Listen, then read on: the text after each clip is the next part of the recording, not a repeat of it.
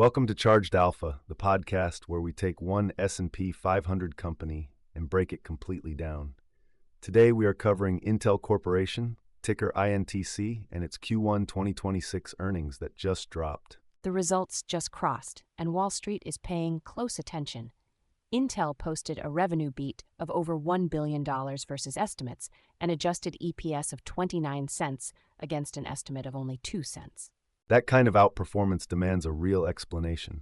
We have the complete data in front of us: revenue trend, earnings history, margin profile, cash flow, balance sheet, analyst opinions, valuation, and peers. Intel Corporation traces its roots to 1968, when Gordon Moore and Robert Noyce co-founded the company in Mountain View, California.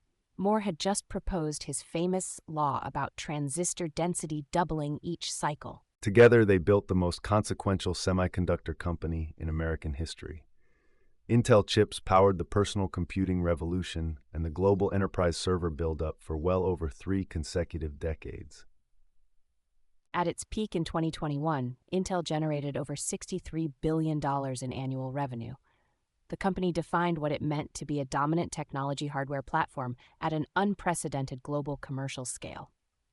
But the years following that peak were difficult. Manufacturing missteps allowed competitors to close the process node gap. AMD gained server CPU share. NVIDIA captured the entire emerging AI accelerator market. Pat Gelsinger launched a dramatic turnaround called IDM 2.0, combining internal manufacturing investment with a new Intel Foundry Services division aimed at making chips for paying outside customers around the world. Execution fell short of those ambitious targets, and Gelsinger departed in late 2024. His replacement was Lip Bu Tan, the former CEO of Cadence Design Systems and a deeply respected industry executive. Tan led Cadence for over a decade, building it into the leading chip design software company.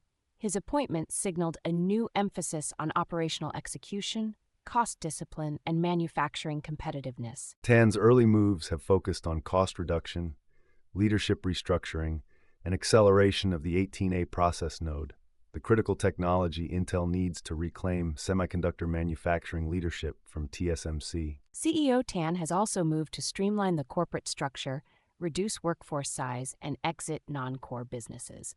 The goal is a leaner company directing maximum resources toward the Foundry build-out program. Q1 2026 is showing early signs that the restructuring is working.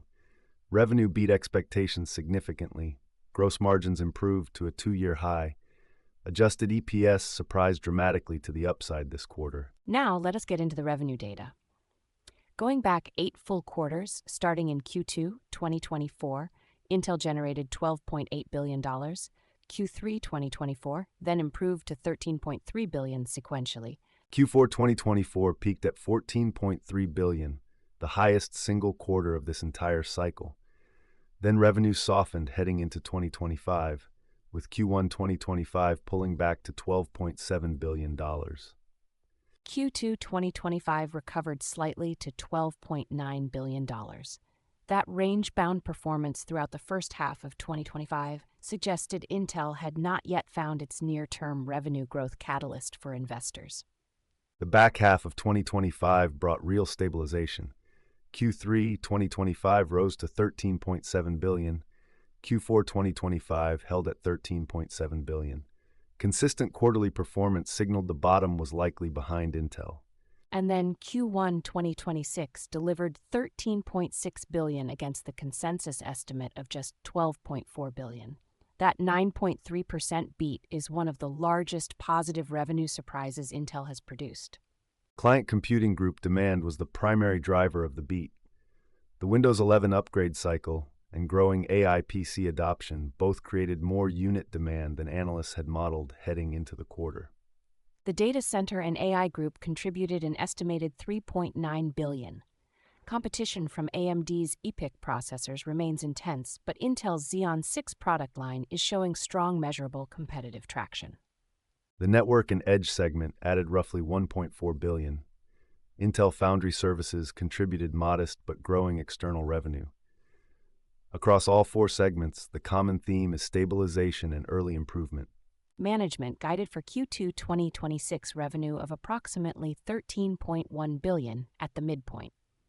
That forward guidance implies some sequential softness, but still represents solid year-over-year growth versus the prior year quarter. The 9.3% revenue beat relative to consensus is worth dwelling on. Analyst models had not fully accounted for the pace of AI PC adoption or the strength of the Windows 11 upgrade cycle demand. Intel's revenue recovery over the past 3 quarters has been driven primarily by the Client Computing Group, which represents over half of total company revenue and benefits most from PC market normalization. Now let us turn to earnings per share. The adjusted trend is the headline here, as GAAP results remain heavily impacted by restructuring charges and non-cash accounting items that distort the underlying operating picture. The forward EPS projection from Wall Street shows a powerful multi-year recovery.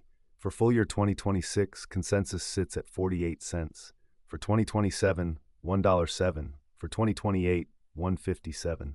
Those are big numbers. And the forward EPS projection continues even higher, $2.38 in 2029 and $4.06 by 2030. Those numbers anchor the entire bull thesis for investors willing to hold through the long transformation period. Those projections require Intel Foundry Services to win meaningful external customers and for the 18A process node to hit commercial production milestones on schedule without further delays or execution setbacks. Looking back at the 8-quarter EPS trend, Q2 2024 was negative 38 cents. Q3 2024 was catastrophic at negative 388, driven by enormous goodwill impairments and tax charges that quarter. Q4 2024 improved to negative 3 cents adjusted. Q1 2025 came in at negative 19 cents.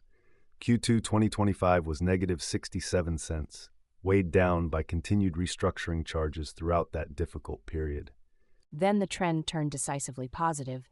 Q3 2025 delivered 23 cents adjusted, Q4 2025 came in at 15 cents, and Q1 2026 just delivered 29 cents adjusted, 3 consecutive positive quarters. The GAAP EPS for Q1 2026 was negative 73 cents versus the 29-cent adjusted reported figure.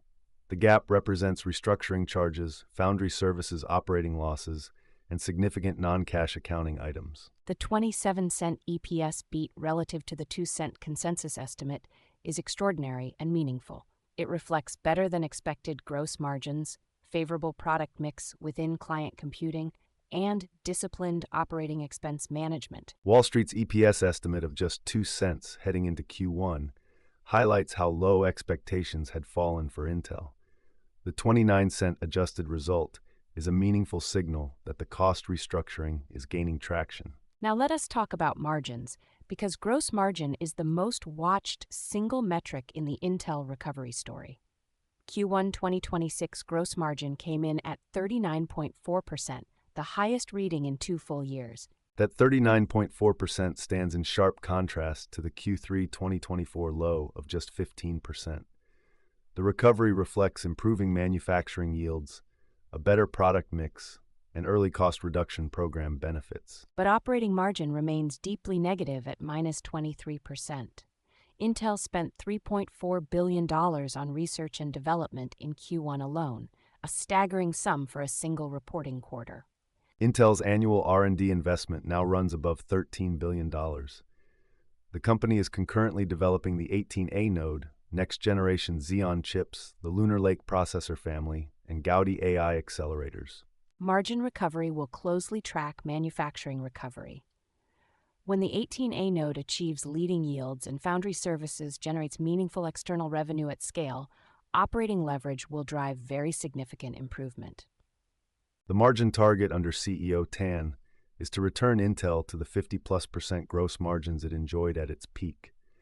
That goal is achievable, but depends entirely on manufacturing yield progress extending through 2027. Every percentage point of gross margin improvement at Intel's scale adds roughly $500 million to annual profitability.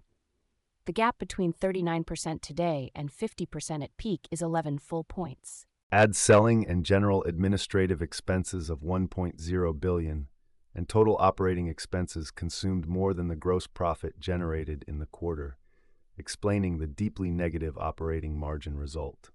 Switching to cash flow.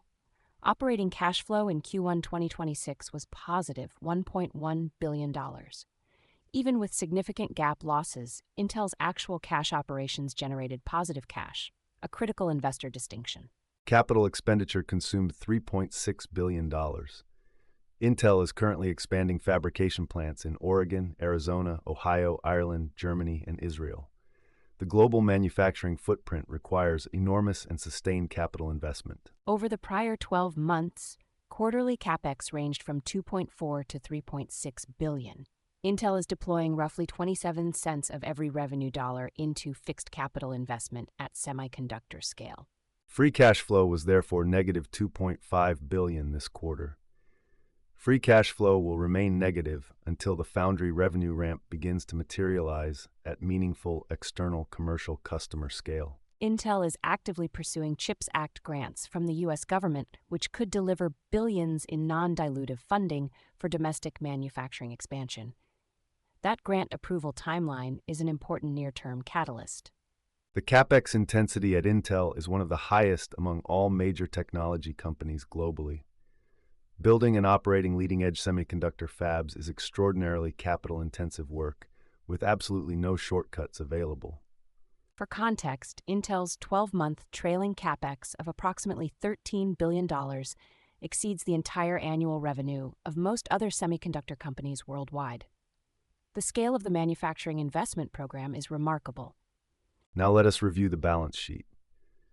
As of Q1 2026, Intel held $32.8 billion in combined cash and short-term investments, providing significant liquidity for this extended manufacturing investment cycle. Total assets stood at $205 billion. Long-term debt was $43 billion. Net debt after cash was $27.8 billion. The current ratio was 2.31, solid short-term liquidity. Shareholders' equity totaled $111 billion, supported by decades of accumulated retained earnings from Intel's years of industry dominance. That equity base provides an important cushion now. Net property, plant, and equipment stood at $104 billion. The enormous global manufacturing infrastructure Intel has built over 60 years of operation and continuous capital reinvestment worldwide. Goodwill on the balance sheet totaled $20 billion. Intel took significant goodwill impairments during 2024. The remaining balance reflects a more conservative valuation of previously acquired businesses and technology assets. On capital allocation, the dividend story is one of the most dramatic in the S&P 500. Intel slashed its annual dividend by 91% in August 2023, from $1.46 to just 12.5 cents. The cut was financially necessary. Redirecting billions annually from dividend payments toward the foundry build-out materially accelerates Intel's path to manufacturing competitiveness. The yield is below 20 basis points now. Share buybacks have also been fully suspended. Intel is in full capital preservation and deployment mode. When the company returns to consistent positive free cash flow, dividend restoration becomes a major investor topic. Now let us hear from the analyst community. 28 analysts cover Intel with 6 buy ratings, 18 holds, and 4 sell recommendations. The hold-heavy consensus reflects genuine uncertainty about delivery. HSBC upgraded Intel from hold to buy on April 21st, just 2 days ahead of earnings. KGI Securities went the other direction, downgrading from outperform to neutral on April 20th, opposing moves on back-to-back days. Benchmark maintains a buy rating. KeyBank holds an overweight. JP Morgan remains the most skeptical with an underweight recommendation. Bulls focus on 18A manufacturing milestones. Bears emphasize AMD server share gains. The price target range spans from $20 at the low end to $85 at the high end. The mean target of $52 is actually below the current trading price of $66.78 today. When a stock trades above the average analyst target, it typically means either the stock has outrun fundamental expectations or the analyst community has not yet fully updated its models to reflect the new information. On valuation, Intel currently trades at 6.2 times trailing revenue and 3.0 times book value. There is no meaningful trailing PE given the GAAP losses. This is purely a forward-looking investment bet. Enterprise value totals approximately $363 billion. The EV to sales multiple of 6.2 is not cheap for a company with negative operating margins at the current moment in time. Investors are paying a premium for the asset base and the turnaround option value embedded in the stock at this price level. That premium requires continued execution across multiple quarters to remain well justified. Now let us compare Intel to its rivals in the semiconductor industry. To put the valuation and competitive position in the proper context, those comparisons deserve for every investor watching and listening today. AMD trades at 5.8 times sales with 24% revenue growth, the most direct competitor across both PC processors and server CPU markets. Qualcomm is at 3.1 times sales with stable growth. Taiwan Semiconductor trades at 8.9 times sales with 35% revenue growth. TSMC is Intel's primary competitive target in the foundry business. The scale gap between them remains very substantial. NVIDIA is a unique comparison at 22.5 times sales with over 100% revenue growth, driven entirely by AI GPU demand. Intel's Gaudi accelerators compete directly in this enormous and growing market. Relative to these four peers, Intel is priced for successful turnaround execution. If 18A delivers and foundry services scales, today's price looks reasonable. If execution slips further, the multiple will be hard to sustain. Now let us look at the four business segments. The Client Computing Group was the quarter's standout at an estimated $7.9 billion.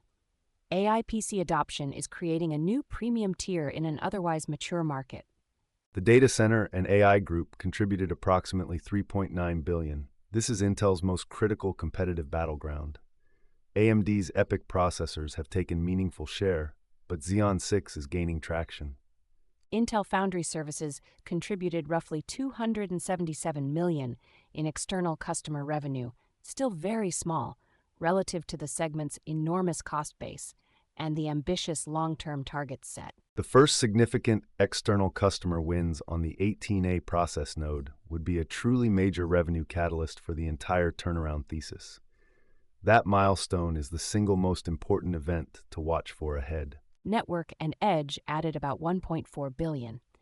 Telecom capital spending and industrial automation are supporting demand in this segment, providing steady revenue independent of volatile PC and data center investment cycles. Let us close with the bull and bear investment cases at $67 per share.